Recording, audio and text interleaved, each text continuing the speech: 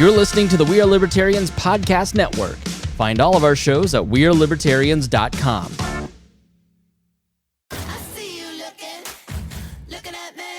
Can I have your attention, please? Yes, hi, Wanda Sykes here. You ever think about all the nicknames we have for breasts? Boobs, tatas, the girls, chesticles, bubbies. Heck, you might even have your own nickname for them. And yet, even though they get so much attention, they're still so ignored when it matters most. What's up with that?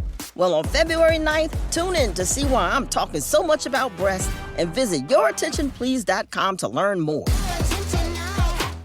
Oh, it's such a clutch off-season pickup, Dave. I was worried we'd bring back the same team. I meant those blackout motorized shades. Blinds.com made it crazy affordable to replace our old blinds. Hard to install? No, it's easy. I installed these and then got some for my mom. She talked to a design consultant for free and scheduled a professional measure and install. Hall of Fame son. They're the #1 online retailer of custom window coverings in the world. Blinds.com is the GOAT. Shop Blinds.com right now and get up to 45% off select styles. Rules and restrictions may apply. Welcome to We Are Libertarians. My name is Chris Spangle, and our goal is to help you sound smarter while talking to your friends. So what we do here is examine current events from a libertarian perspective, and we treat it with a little irreverence as well. And this is from our series called The Swamp Explained, and I think this is the 5th one that we've done. Approximately a year ago, it was about a year and 2 weeks ago, I went out to Students for Liberty in Washington, D.C., and got stranded in Philadelphia, and I met Rob Quartel, and we ended up the next morning driving down to Washington, D.C. from Philly, and he started telling me all these stories, and I couldn't believe... I had to Google just to verify that he was who he was saying, because it was incredible. I couldn't believe that I ended up in the car with him. And it turns out Rob is a 45-year fly on the wall in Washington, D.C., and he's worked for Republican presidential campaigns, which we're going to talk a little bit about today, government agencies like the EPA. He's been confirmed by the Senate to the U.S. Federal Maritime Commission, and he's been a candidate for Congress as a Senate in the congressional race and a Senate race. And given his experience and iconoclastic view, he gives us an insight into the swamp, because what we love to do here at We Are Libertarians is try to understand the world as opposed to tell the world how it ought to be. And so when I met Rob, I said, it'd be great if we could do a series on the show explaining the swamp and just kind of giving an insight as to how politics actually works. And so, Rob, we've enjoyed this a lot, and I'll say at the outset, we have plans to do this more frequently, and we'll probably spin it off into its own RSS feed and little podcast brand here soon. You've had some life changes, so I enjoy this, and I have heard from a lot of our listeners that they're like, it's really interesting to hear from someone who lives in the swamp. You're not necessarily a swamp monster. You're probably more of an irritant there, aren't you? Well, there was certainly a time in my life when I thought I wanted to become a swamp monster, but no, now I go back and forth between the swamp and my home on the Chesapeake Bay. Yeah. So, and it's actually kind of interesting because down here on the Bay, you get a lot of Trump voters who are very much not the kind of voter that I see up in Northern Virginia, where my company is located, or in Washington, D.C., where I've lived all this time. So it's a lot of fun. I think anybody who's interested in politics, you watch The West Wing, and then you're like, I want to be a swamp monster. That sounds like fun. But then I think to do it, there has to be some level of... I've never, I knew that I could get there, but I'm not good at kissing butt. I have a problem of... I just have a problem of saying things that I shouldn't. I have a problem. I just am too honest at some points and in the wrong crowds, I guess. Well, though, but remember, when I came to Washington in 1973, I had graduated with a degree in environmental science out of Rice and all that, and I had spent some time already as a student working with the Environmental Protection Agency, and it was a period when government was doing a lot of very interesting things under, believe it or not, Richard Nixon. And so, I got to Washington, and it was a very exciting time. Not long after I got there, we had the oil embargo, and the country was slammed by that, and new agencies, and I think there were just Vietnam was ending, And there were just an awful lot of people my age, which at that time was 23, who were inspired by the opportunity to do something for their fellow citizens. So, no one was thinking about being a bureaucrat. You were thinking about, and I actually see some of that. I've seen some of that in the last 4, 5, 6 years as well, although it's sort of dying down, and we now have the problem with Google and some of these other companies that I actually admire a lot of what they do. Employees actually don't want to be part of the government, so some very interesting tensions. Yeah, and I mentioned that you worked for some presidential campaigns, and this is the part where I really went like, wow, is this real? Like, you were actually the issues director for Gerald Ford's campaign and H.W. Bush's campaigins. In what years? When were you? Well, Ford was 1976, and then so in the Ford campaign, if you're working for a sitting president, the campaign doesn't actually have much say in. They're not the ones writing policy. You have an administration.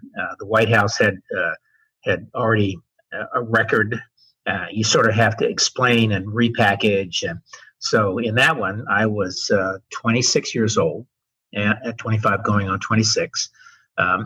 We had what's called the answer desk. Someone would call and say, what is the Ford position on this or that? And, I'd have to dig out from the White House and other sources what the administration had done, and had a big group of volunteers of some State Department, CIA, and others, the retirees, and we would craft an answer. It was the beginning of political questionnaires, and in the early days, we sort of answered everything. And over time, campaigns have decided not to answer anything, as far as I can tell. Yeah, there's a danger in having a position. So, but I will say, with the perspective of now, that's 76, so that's was that 40 some years, right? 43 years.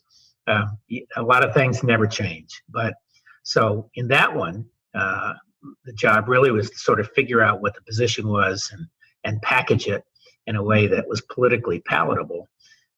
But in 1979, the Bush campaign was different. That one, I really, the job really was to pull a bunch of advisors together, figure out what the options were that were consistent with kind of the philosophy the candidate had, and then turn that into a position paper. And I had gone through grad school and gone back to Houston to start a company that was doing. We were using salt domes for the commercial sector. So this is kind of a divergence here from the presidential saga, but oil is, you find these big magnetic domes of salt that kind of bubble up over oil. It's sort of it indicates where oil can be found, and then the oil is pulled out. And the government decided during the embargo in the 70s, early 70s, to flip the process and fill some of these with oil for emergencies, to refill it, put it back in the ground. And that was the Strategic Petroleum Reserve. And I had gone out there with a guy who had formerly headed that to see if we could turn that into a commercial venture. And we were out in Houston, and one day I get a call from George H.W. Bush, who I didn't know at that time.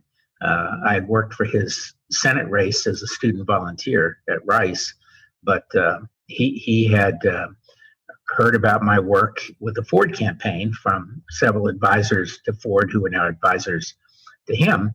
And I went over, had lunch with him at his office, and I liked what he was doing. He was a very strong Republican with huge amounts of experience. He'd been ambassador to China. He'd been chairman of the Republican Party. He was a several-term congressman, a business guy. He started one of the most impactful oil companies in the country at that time. His company was the first one, Zapata Oil, was the first one to go offshore and dig in the water, send wells down in the water. So, he was it was very exciting to meet him. Was he the head of the CIA at that point? No, he had already been head of the CIA, Okay. and which he always said was his favorite job. He just loved the CIA. You're talking to a libertarian. That's creepy. I know. Well, but the other side of it, think about, a lot of the CIA, early CIA was certainly people just like George H.W. Bush. Now, they were blue bloods out of the Northeast. They were well educated, Yale's, Harvard guys, Penn State, and all these kind of people and they were very patriotic people. And of course, a lot of them did it at very great risk. Julia Childs, right, wasn't CIA, but she was an operative for the British government, I think, at that time. I can't remember which. It was the American version. I think it was the OSS. I think that's OSS. It was the OSS. She created shark repellent. That was her claim to fame. Yeah. Yeah, that's right. And her husband was too. The whole gang. So you were fairly high up in the Ford campaign, right? So how did you get how did you get into that, and how did you get at such a young age that level of responsibility? That was pretty accidental. I had been in the Ford White House as a senior junior staffer with the Presidential Clemency Board. We talked before about Ford, after he pardoned Nixon, had to. There was such an outroar that anger from certain quarters that he also wanted to figure out what he could do to, quote, heal the nation, and so he decided to pardon the Vietnam era war resistors. The war had just ended the year before for American involvement, and set up the Presidential Clemency Board to kind of go through all the records and see the kinds of things that had given them bad discharges and all that. And if you recall from earlier shows, we ran some 35,000 young people through that in the course of one day short of a year. And that was also very inspirational in its own way. I think, one of the guys I've talked about before was an African-American who'd gone to 3 tours in the war and come back on the 3rd tour through Germany and got busted on a drug charge and cashiered and lost his medical benefits. He'd been wounded several times, which was fundamentally unfair. And that's kind of where Ford was coming from. So actually, I heard an interesting, read something interesting the other day, or heard it, I can't remember, about Ford is probably the only guy, and we can talk about this later in the State of the Union, who ever gave a State of the Union that did not begin with the State of the Union is good.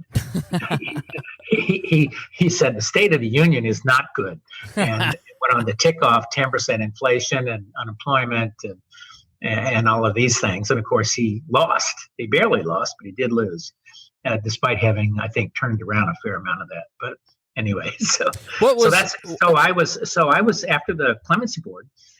3 of us got a grant from Notre Dame University to write a book about that group of people that had gone through, about Vietnam veterans and the whole Vietnam era. Father Ted Hesburgh was the head of Notre Dame, and he had been a board member. And so I was the low man on a totem pole of 3 people writing this book, but we had collected the data from all of their experiences.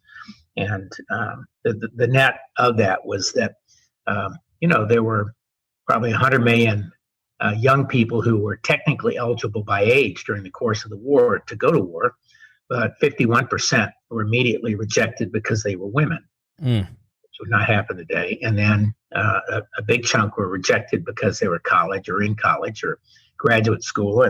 And eventually, something like only about 3 million, that's a big number, but only about 3% of the people who were technically eligible by age actually made it to Vietnam.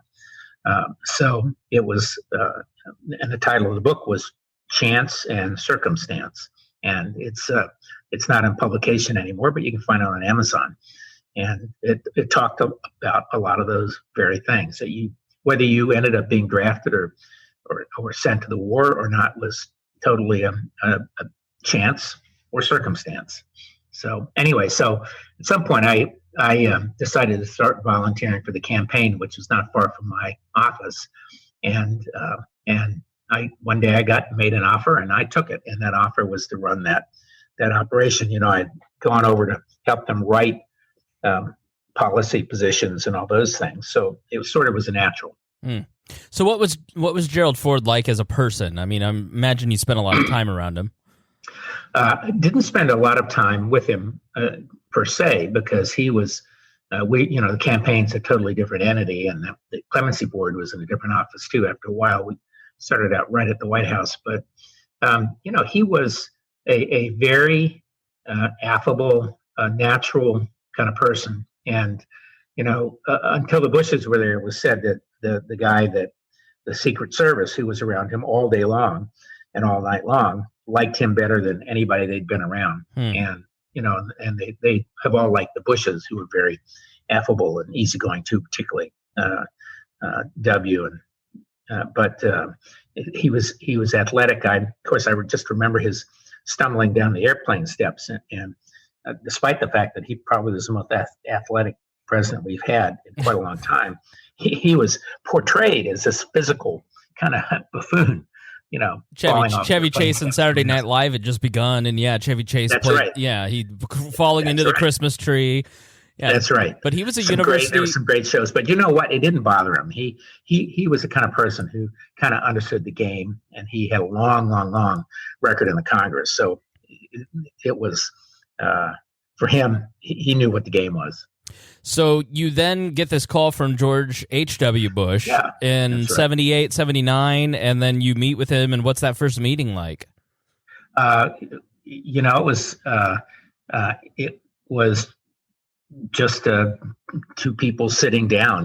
He had heard about me from a guy named Dave Gergen, who is still a commentator and who was in the Ford White House in the campaign, and then who was close to him, and then he and another guy, a mentor of mine, Paul McAvoy, who later was on the Council of Economic Advisors under Ford, and who I got to know well at Yale later. And he had formed a political action committee to support candidates for Congress. And so he talked about, his race for Senate and what he was thinking about doing. And later and we agreed that I'd start helping out with the campaign. I started as a volunteer, really, and in the Houston office, and that started out fairly low key. I was actually later on, I was the third person who came on the staff under, who was hired. There's a group of us who were called the 3 percenters. We were with Bush before he was an asterisk in the polls, and an asterisk is under 3%. But he was just a very easygoing guy. And he also was naturally athletic and just a nice person. Who are the other two people who was hired before you were? I think. Well, let's see. Probably Margaret Tutwiler. I was there before that, and let's see. David Keene came later. I was one of the group that interviewed him. I think David Bates was there. He was kind of the keeper of the body and everything associated with Bush. A guy named Dave Sparks came in just about that time. And Jim Baker was already chairman. I think Karl Rove was very involved in the congressional PAC, but he really was not involved in the presidential campaign.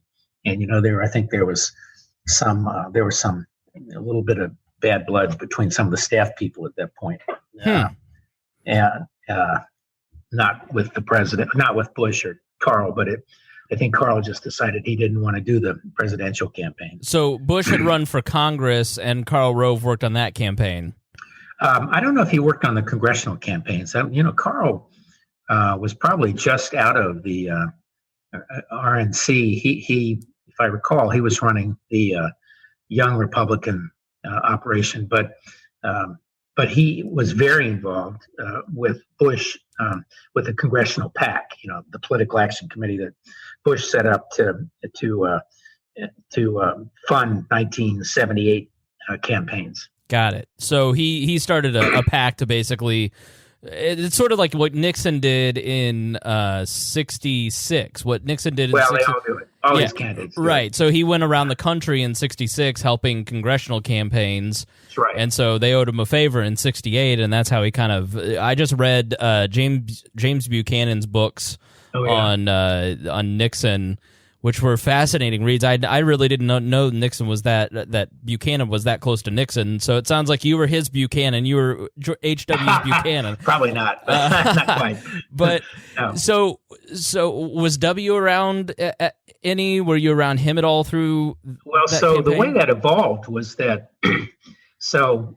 I helped out as a volunteer in the congressional PAC, and then of course once the elections were over, then they started going really lickety split down the road, and if I recall, I think Bush put in $100,000 of his own money, which was a lot of money in those days, and considered a significant commitment. And then campaign started in earnest and set up a headquarters in D.C. in Alexandria. I still remember the building, and I would fly every month or so between Houston and Kennebunkport in Washington. My job at that point, by then, was to put together advisors, and so for example, he had a group of people on the economy, which included Bill Niskanen, who was the chief economist for, I think, Ford, if I recall, had a very senior guy from 3M, a really nice guy. He had George Shultz on foreign policy. I mean, he consulted Kissinger. He basically knew everybody from the establishment. If they were someone, he knew them. And so the job was really to put together a series of events up at Kennebunkport, where they would spend the night or 2 nights with the Bushes and the neighbors. And we'd have a couple sessions. They had a big room at Walker's Point, which is the family house, overlooking the water there. It was a big old New England style house, and of course it's been added to many, many, many times since then. And W has a place there, and I'm sure everybody in the family has some place in the compound these days. But Barbara kind of manned the kitchen. She would prepare these big meals, massive meals of just great stuff, soups at lunch. I wandered into the kitchen one day, and I love to cook, and am a good cook. And I remember her saying, "Rob, if you're not going to work, get your butt out of the kitchen." And so she also was very down to earth, just a wonderful person. And we all would stay. I stayed at Blueberry Hill, which was Jane Russell's. I think it was Jane Russell's home there on, in Kennebunkport, and others would stay around. And then we convene for these meetings and have a set of topics, and Bush would lead it. And my job was sort of to prod people periodically. I remember getting the evil eye one time.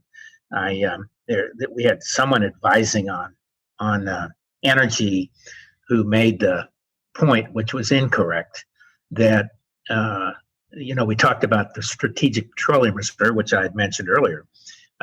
The idea was that you would store oil, government would store oil that they could use in an emergency.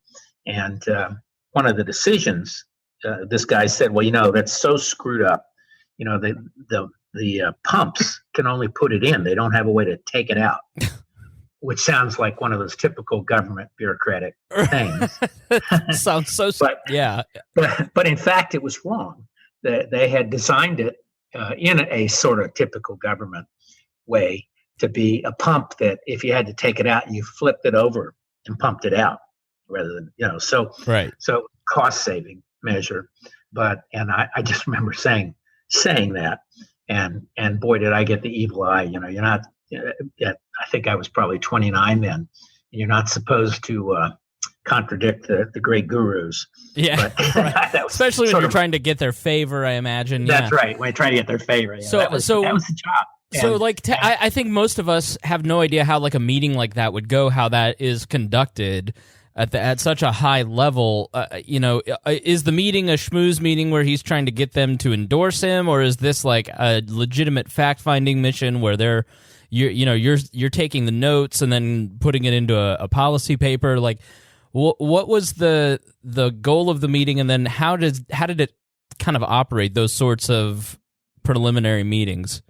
Well, I at a high level, I think Bush was very, very interested in policy per se, although he was kind of a practical guy, and he kind of got impatient, if you got into the weeds too much. But unless it was on foreign policy, which of course he loved. And so at the high level, what you really want people to do is tell you, and these are all experts and knowledgeable, you want them to tell you what they think are the problems in a given area facing the country. You want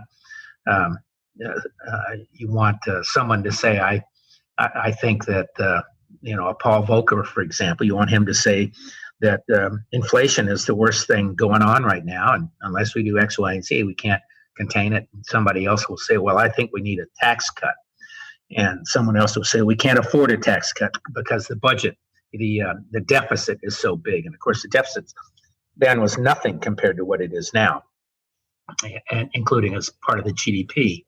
And so, you really want people to flush out what they think the big issues are and some approaches. And then after these meetings are over, you have one big kind of meeting, and then you have probably another one later after lunch and talk about issues that were specifically raised that he would have a very specific interest in. So he might say, politically, I need to do a tax cut, but what I'm hearing from you guys is it's not a good idea. This episode is brought to you by the 2025 Lincoln Aviator SUV. The 2025 Lincoln Aviator nails that feeling of next-level confidence. The updated grille and sleek lights, total head turners. Under the hood, a refined twin-turbo V6 powers you through with authority. Inside, pure comfort. Plush 3-row seating, custom climate control, available massage seats keep you ready to tackle whatever's next. Explore more at Lincoln.com. Some models, trims, and features may not be available or may be subject to change. Check with your local retailer for current information. Lincoln and Aviator are trademarks of Ford or its affiliates. At the UPS Store, we know things can get busy this upcoming holiday. You can count on us to be open and ready to help with any packing and shipping or anything else you might need. Is there anything you can't do? Actually, I don't have a good singing voice. The UPS... Nope. But our certified packing experts can pack and ship just about anything. At least that's good. The UPS Store. Be unstoppable. Most locations are independently owned. Product, services, pricing, and hours of operation may vary. See Center for details. Come in today to get your holiday goodies there on time. This episode is brought to you by Abercrombie. There's nothing better than the perfect jean and going out top combo, or an outfit that perfectly matches your plans. Abercrombie's relaxed jean goes with every occasion. Date nights with something lace, or daytime with a cozy sweater. And their barrel jean will surprise you. It's the trend that will become a staple in your wardrobe.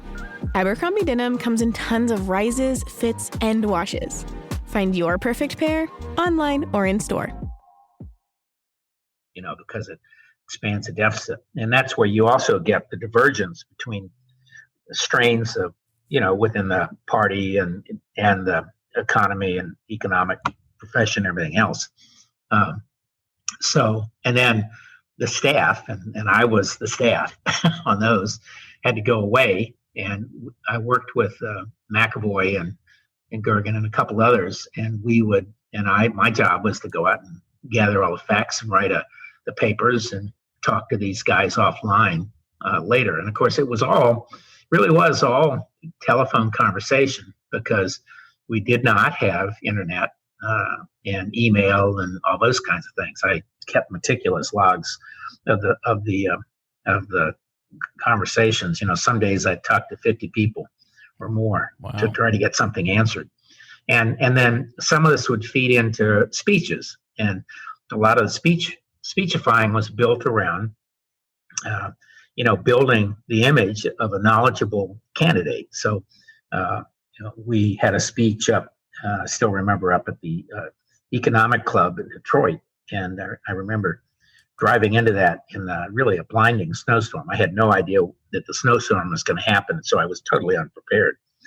Sort of, it's hard to imagine you get on a plane without knowing, but that's exactly what happened.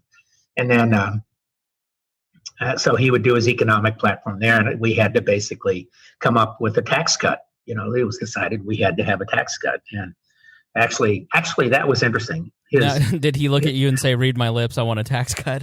Yeah, it was sort of like that. Well, actually, what he said was, "We can't afford a tax cut unless you can show me how to do it, and not raise the deficit." And so I kind of had to sit down with Paul McAvoy and some of these other guys and say, "Okay, we got to have a tax cut. It's got to cut individual rates.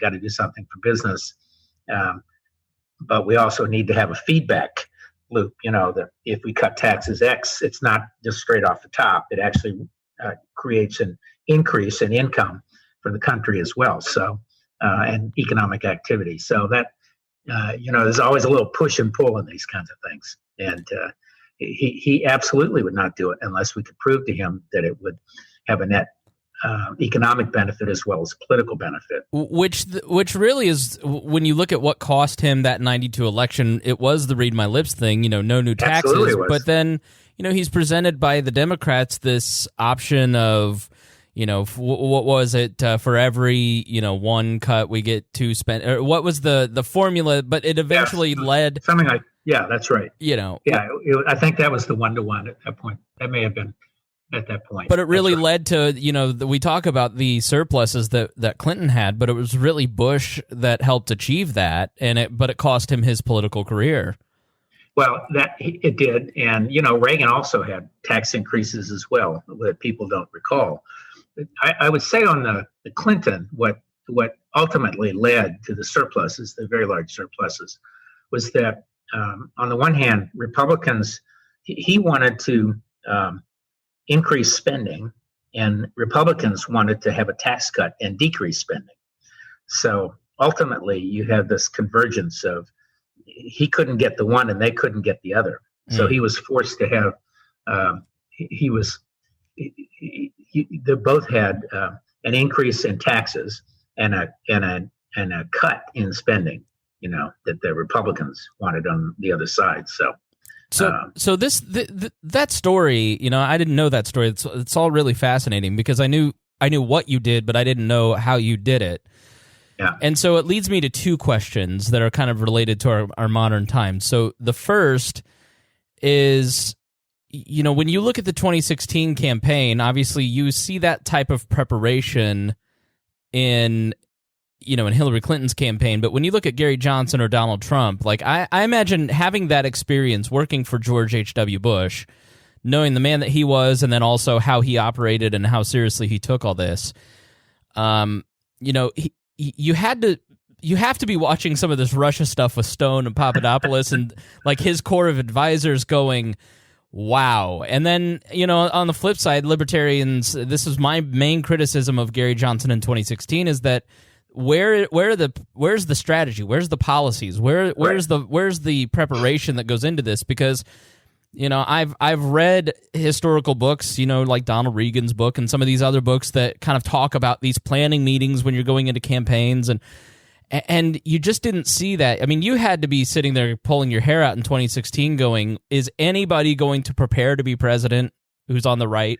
Well, remember that I was supporting Jeb Bush at the time, and I've known Jeb, and you asked, was W around at the time? Both were there at Kennebunkport at one time or another. I mean, I remember meeting W for the very first time. He was kind of stretched out on a blanket on the lawn at Walker's Point with Laura, who I think they were just recently married. And I had met Jeb, I think, in Houston earlier. But so I was supporting Jeb in the 2016 election.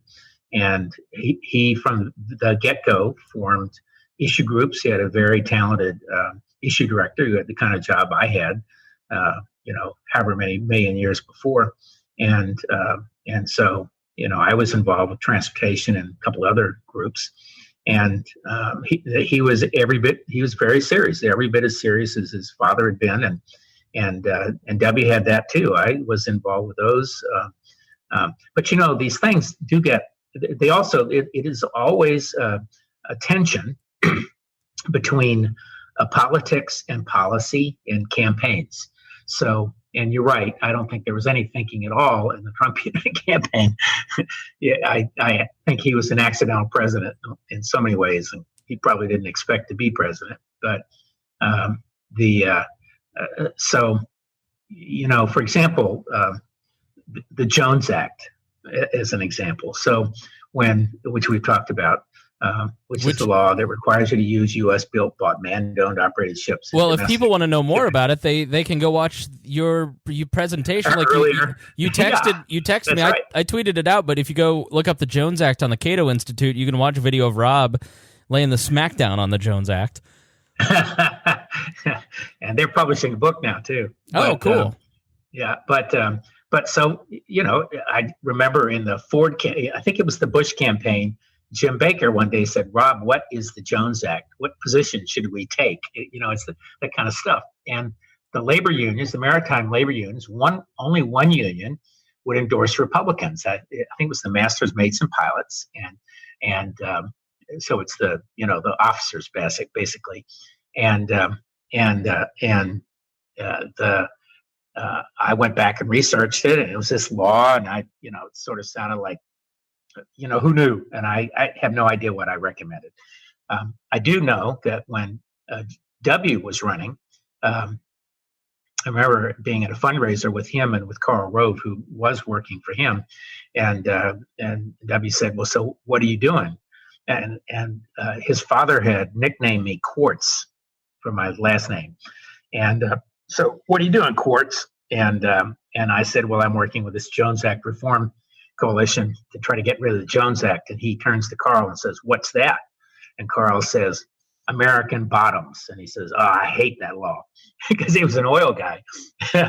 And the working group on transportation and energy recommended opposing the Jones Act to W, and that kind of, and the former governor of Michigan was the head of that group at the time, and so it had a lot of clout. It was a good group, and sure enough, that was going to be the position. And it was Haley Barbour, I think, who intervened, saying you can't take that position.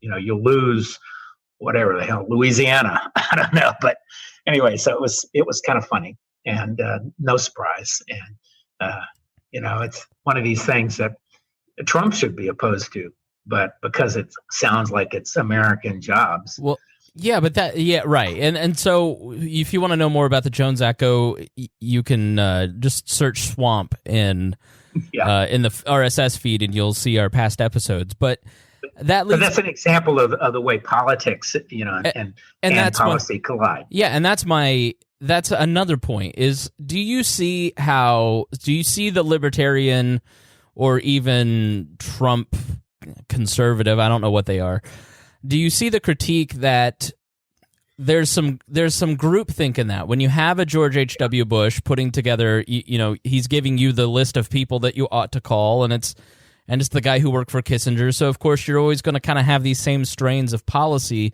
because you're talking to the establishment, and how much room was there for dissenting opinions on the prevailing doctrines of the day? Because somebody like HW, the criticism is like, well, he's a public servant, but he's also serving the public that has maintained its own power. So how does a counter opinion getting to sort of the disruption argument, right? How does it sneak in? Trump supporters make for him, right? Which is, this is a system that's ripe for disruption, and I don't disagree with that. I'm spent a lot of time with startups and technology and all that, so I personally like disruption, and I would say that if anybody ever did any research on my own political history, I took kind of a mixture of a disruptive posture in a lot of things, and but I think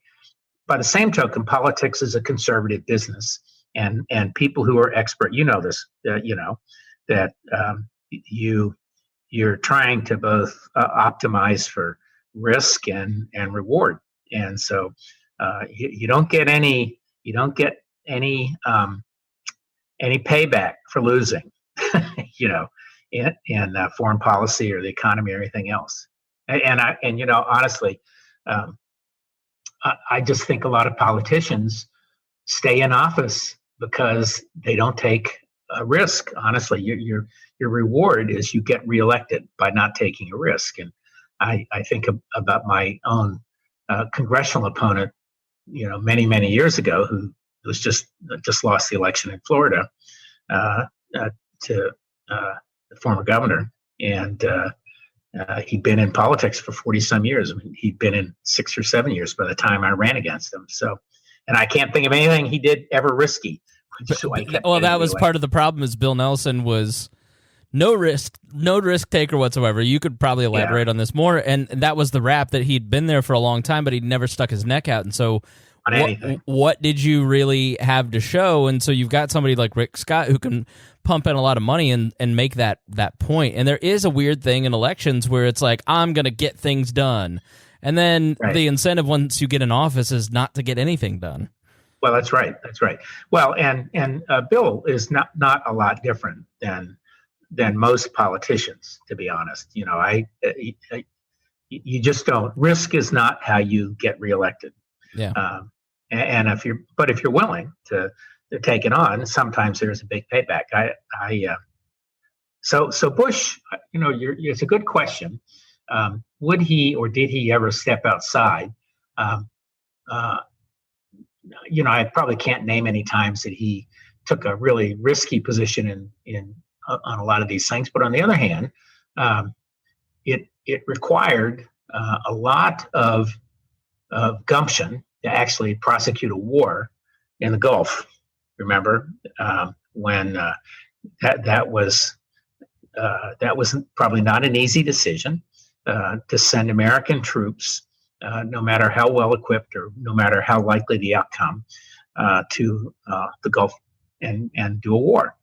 But he did it. And I would say that in his case there, all of his experience kind of came to bear. And he went after Allied support. He understood the military. He was able to understand the intelligence he was getting, and he could calculate on a rational basis what the actual risk would be. Well, so let me clarify. Experience and all that comes together. Yeah. So let me I won't debate on that, but I want to clarify my question in that when you're having these meetings, it's not a matter of making a risk, but was there that type of meeting that you're describing is do you get anything out of school there? Is the information coming in? Or are you only getting an Overton window of establishment to establishment light and never anything that may be outside the bounds, the norms of modern Washington politics in those days? Well, I think probably as much as you could get. I think Bush probably had better sourcing, better sources of information and data than an awful lot of presidential candidates. Remember, he really had been there a long time. Right. He had been in the Congress. He'd been in the CIA. He'd been in the political establishment. He had been in China. So each one of these, if he needed to know something, he would call me and say, call so-and-so. And he could get that kind of advice. And I don't think every candidate has that opportunity that he had. So is the premise of my question flawed in that the type of decisions that he was making, it was hard facts, it was data that it's just like, here are the numbers of 15 million gallons over here, and like, if that makes sense, like it's yes and no. I think your question, the premise is a good one in the sense that are you just getting the kind of information you want to hear from people who think just like you do? Right. And that's an issue not just in politics but in business, by the way. Right. And life. And business guys are by and large risk averse as well. So so I think the question is, are you self-aware? Do you understand that there might be something else out there? And sometimes I think experience can make you aware. It can also lead you down a trap. I've seen this 19 times before. It's obviously the same. And in fact, it's not the same. It's a very different situation. So, he was a guy who really, who wanted to get information. So he was not somebody who leapt at whatever his gut happened to do that day. So let's fast forward to the funeral. Yeah. So you actually went to the funeral. You said you were in what row? I actually watched the funeral knowing that you were probably going, so I was like looking in the back trying to see if I could see you. I never found you, but I will probably go back now and see if I can. But so you actually, how do you get invited to a presidential funeral? They start planning the funeral the day you take office as president. Okay. He had planned, his was planned in meticulous detail. A very good friend of mine who I'd worked with literally from the Ford White House on. Actually, I think I knew her when she was in the Nixon White House, is a woman named Bobby Kilberg, who is a political powerhouse and very big in the technology community in Northern Virginia. She would be considered a moderate. There are people on the right who consider her a leftist Republican. I would consider her a moderate right of center, but she runs the Northern Virginia Technology Council. She really built that organization. She worked for Bush.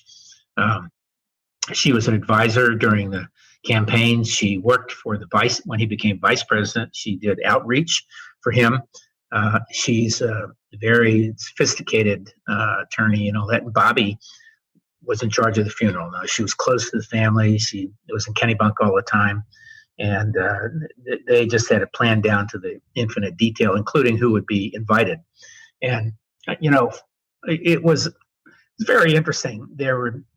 You tend to think of people as all being the same, but in fact, there were waves and eras of Bush people.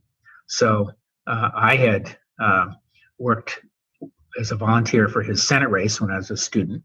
And there were people in that office then, a woman named Shirley Green and some others, for example, who were there in the campaign in 1979 that he eventually dropped out in the fall and went to work with Reagan and became the vice president.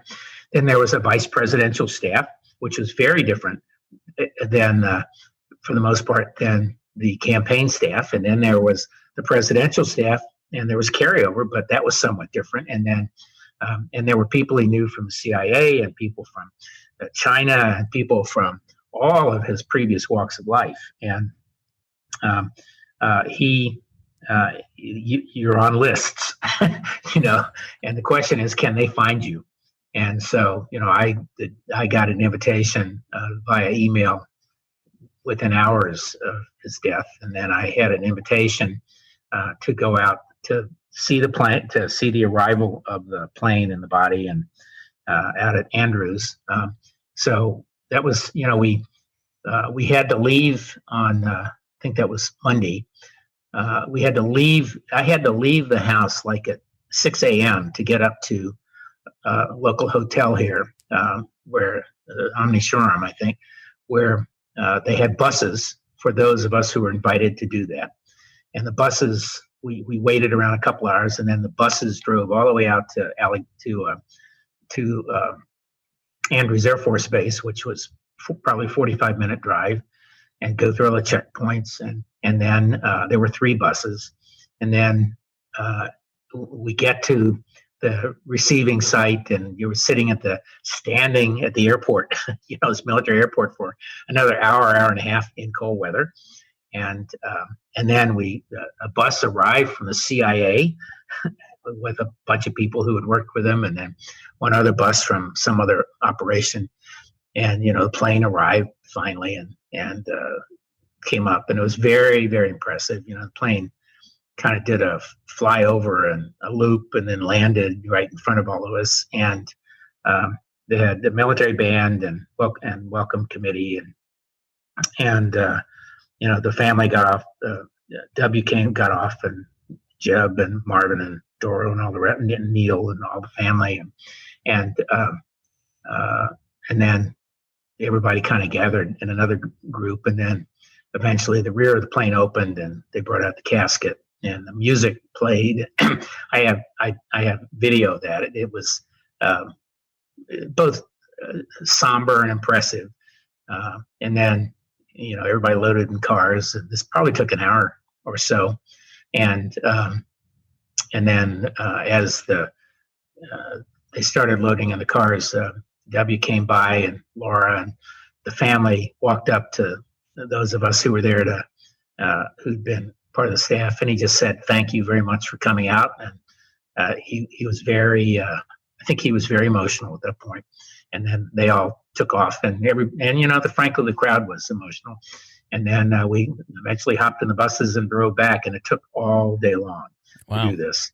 And then there were other events around that. And then Tuesday, one of his guys who'd worked for him, a guy named Tom Collimore, who's I think VP at the Chamber of Commerce, threw a reception for all of the people who were there from out of town for Bush, and it was quite an event at the Chamber. It's probably the best bar scene I've been to in a long time. One of the interesting things in DC is you got all these receptions, and they have sort of fundamental. They have like Jim Beam, and they have a basic bourbon and sometimes rye, and they have a red and a white wine, and they have drink sponsors. Yeah, and they have beer, but they don't have vermouth to make a Manhattan typically, or they don't have bitters, or and I like brown cocktails, and so that had the best bar I've been to in Washington in a long time, and it might be because it was an older crowd.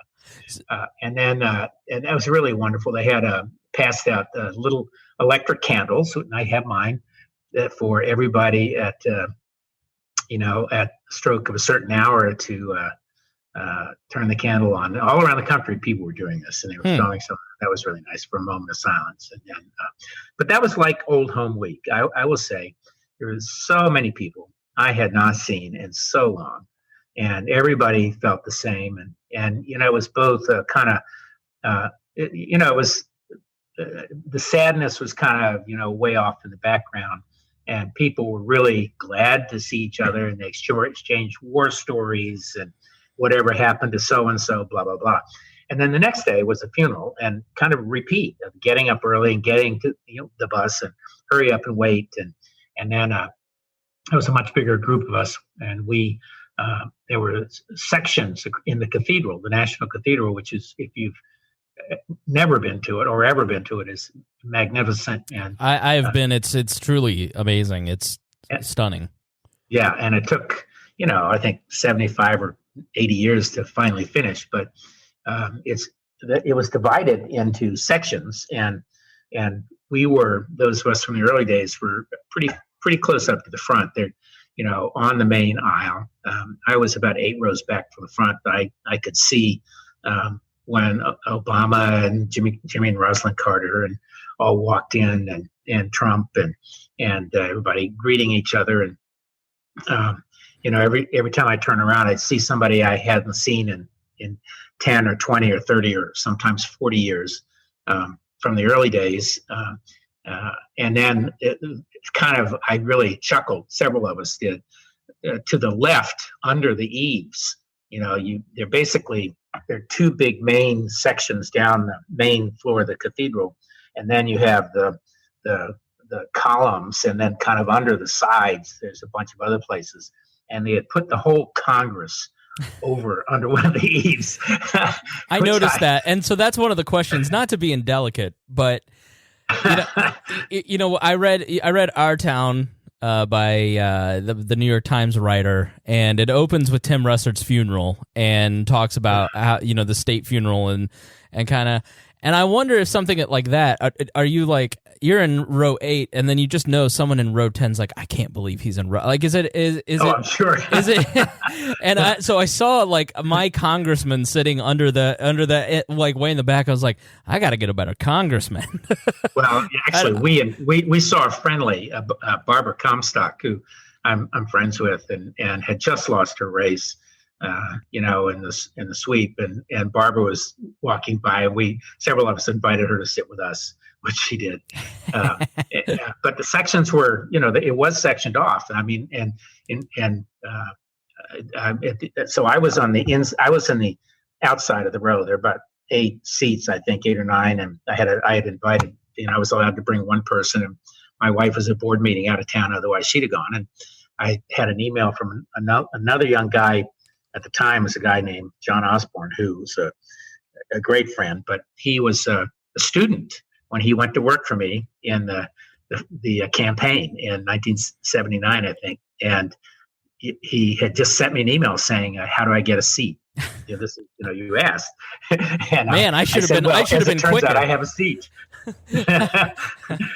And John, met me and of course sat with me there, and it was really nice. I mean, he said, and I had another person say to me the same similar something. He said, I just have to thank you for bringing me into the campaign and letting me work, and that led to all sorts of things in my career. And I turned around, and there's another woman, Connie Horner, who had a very successful career. She had written some for the New York Times, Sunday magazine, some interesting articles, and she came as a volunteer. And as she told me, she said, "Rob, I have to thank you for doing all this stuff. You accepted me, and she says, I began the campaign, made me sent me to you and as a typist, and answering the phones. And she said, you said to me after 2 or 3 days, I think there's some better things for you to do." And Connie did really well. She became head of the Office of Personnel Management and senior person at HHS and this and that, and now is a major corporate board. It's just a fabulously accomplished I think person. that's such a great point too. That my own career has really been helped and made by starting out in college volunteering for campaigns. I owe everything in my career to starting out in campaigns, and it's like if you want to end up in the elite, then that's where you start shoveling, envelopes and stuffing envelopes, and then 25 years later, you look back at that moment when you decided to volunteer for Brose McVeigh or Scott Keller, people who are forgotten in your local politics, but then you owe your connections, and it's not the volunteering that matters; it's the connections of being involved with these people. And it really, it's if you're a young person, in politics, you have to trust people. Yeah, you have to know who you can trust. And I think the art of volunteering, the act of volunteering is an act of trust to the politician on the other side of it. So, although, as you know, these days there are people who are stuck in campaigns to be the spy, and I'm sure there was some of that then. But anyway, so it was just one of these very interesting. It was partly a social event too, and kind of across the aisle from my row of seats, Henry Kissinger was over there, and right up front, Jim Baker and the whole family, and it was really you obviously you catch somebody's eye you knew in the family or this or that. It was sort of sad being set up, and then some of the great remarks. Meacham gave a great eulogy, and. The Canadian guy, Mulroney was really wonderful, and a lot of war stories and all that. And I would say the saddest moment probably was I thought the preacher from Houston, who had been his preacher down there, gave a terrific homily, and so all that was really very moving and inspiring. But for the most part, people were kind of happy, and there was a group of young people in the row in front of me, young men and women, all in their 20s, and I would say they were as emotional as anybody I had seen. It turns out they were part of his Houston staff, so they had been with him and very close to him there. And then Jim Baker, who's a fabulous person, he was just distraught. He was probably more so than anybody you could see. And then, but I would say the moment that was probably the saddest for people, when it all came home, was when they took the casket out. That's where you really kind of know this is it. Yeah.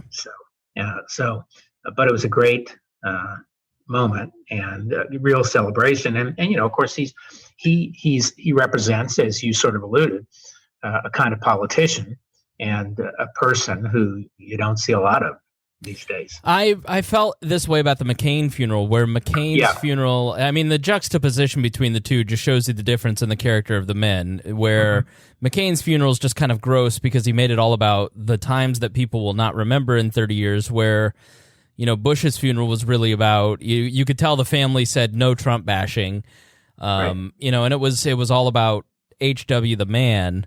But you really get a sense with these two funerals that it was almost a funeral for a type of politics that will never return.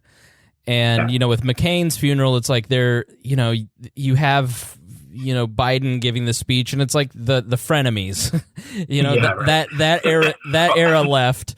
And then with HW, the statesman, the kind of the last of the statesmen, and we're left with kind of this hollow politics that's just it's sort of generationally the last two, because remember he was the last guy who really had served in a war, and he was the last guy from World War II, and we don't have any of those anymore. So, but anyway, it was really something. It was quite an event.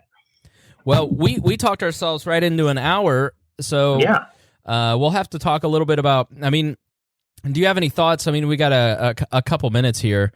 I am curious, before we go, your thoughts on the shutdown, and obviously Trump caved, and Pelosi looked like she outmaneuvered him. So what was your take on that?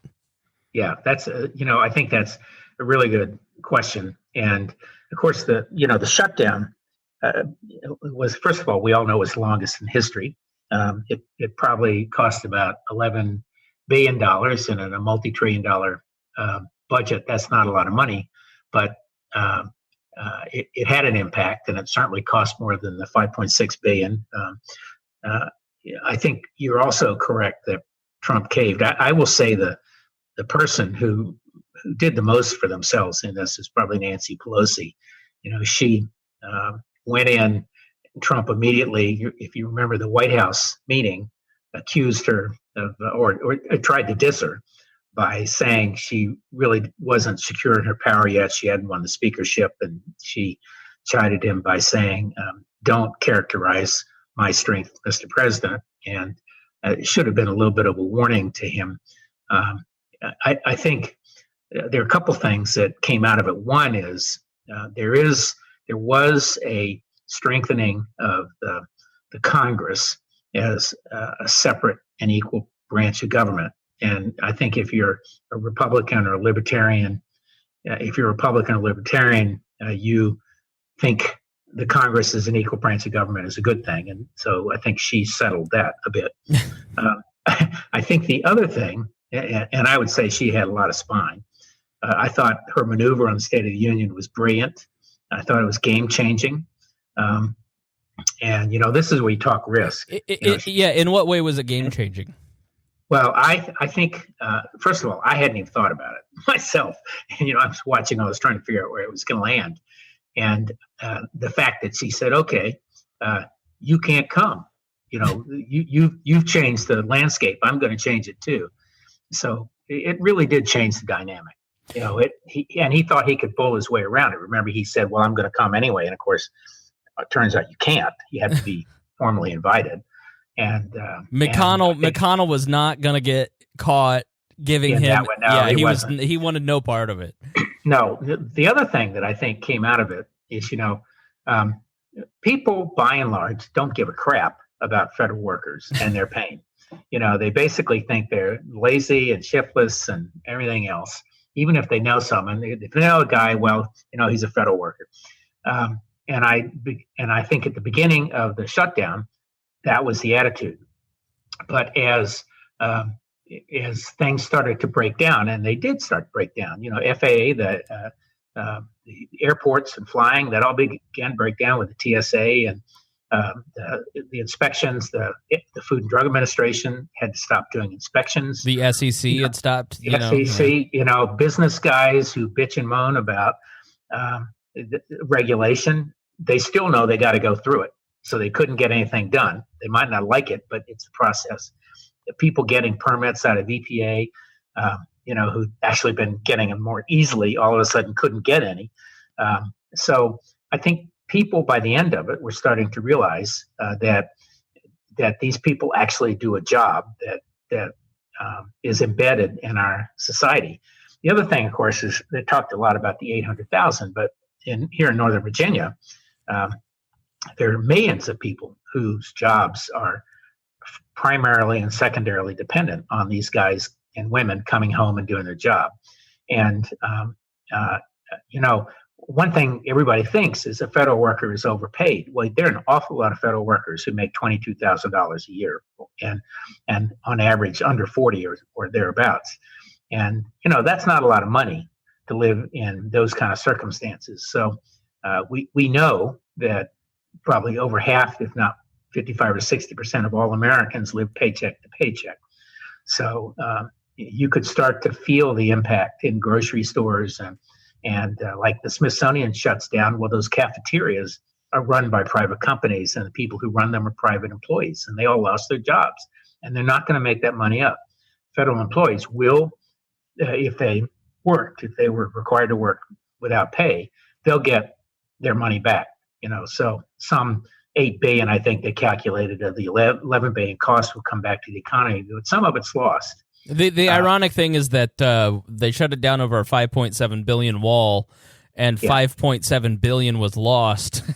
Yeah, but it's never about but and we all know it was not about the money. Right. Trump could not. Trump has to get a wall for his supporters. And Pelosi cannot let him have a wall for his supporters. So. I think they'll probably do some face-saving thing in the end, which is some commission to determine if and where a wall or barrier or steel or whatever the hell you want to call it is going to be put. But that will be the only way out because it's not about money. It's not about necessity. The conversation is not about what people need. It's about he promised a wall, he can't have it. He promised to all he has to have it, and so that's the. It really is. I'm obviously a libertarian, and I look at it and I go 800,000 unnecessary jobs. Like maybe there's some trimming, and that's probably all true. And there's always the jokes and the memes that go around about the shutdown and all that. And I think some of that's funny, and I do it does resonate with me that you see week one like people having to pawn heirlooms, and you just go, you work for a company basically that has shut down how many times since 1980? Like you don't save for a rainy day. So there is I don't have a lot of sympathy, but I do think that it is not necessarily the appropriate, nor is it the empathetic point of view from a libertarian to sit there and go, good. I'm glad these people are suffering because it seems like a very cruel way to run a government because we're all kind of held hostage. These people are held hostage at the egos of two people. That's why I want to decrease the power of government because like here we are having all these ill effects and you look at the Joshua trees and the Easter seals on the beaches and all this stuff and you just go, we're all held hostage by these two lunatics fighting over power, and what if we just take that away from them, and then we don't have these problems anymore? Yes, but so now we have a couple senators trying to pass bills that I don't think will pass. I don't think they'll pass constitutional muster that would outlaw shutdowns by authorizing that the budgets would just continue at the same level, basically permanent continuing resolutions. I don't think that's going to pass in the end, but you do have to have some empathy for these people. And it's not just 800,000 people. It's another couple million people.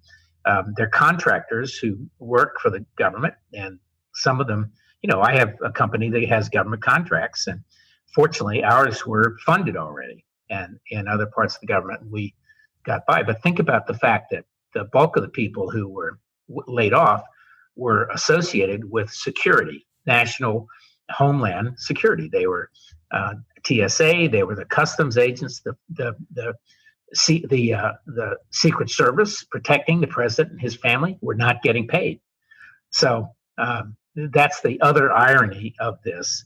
that it was over that agency in particular.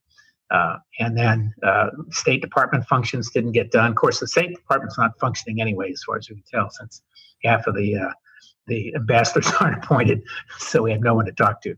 So anyway, yeah, I mean, it's just hard for people to find sympathy, because when the IRS shut down my dad's business for 2 months over $75, they didn't care if he wasn't getting paid, and so it's just not. And I think a lot of people, just the way that the nature of bureaucracy itself, if you read Ludwig von Mises' Bureaucracy, you kind of see how all this operates, and you just go, I have. But I'll bet I think your dad got upset when he didn't get his tax refund because there's no one to process it. Oh, that's a whole different story with my dad and taxes. But it's just but it is. But I also kind of go, well, you should extend the empathy that you wanted them to have for you towards them, right? And so that's right. Really where the rubber meets the road, and trying to make the world a better place is the people that you owe nothing to. How are you going to treat them?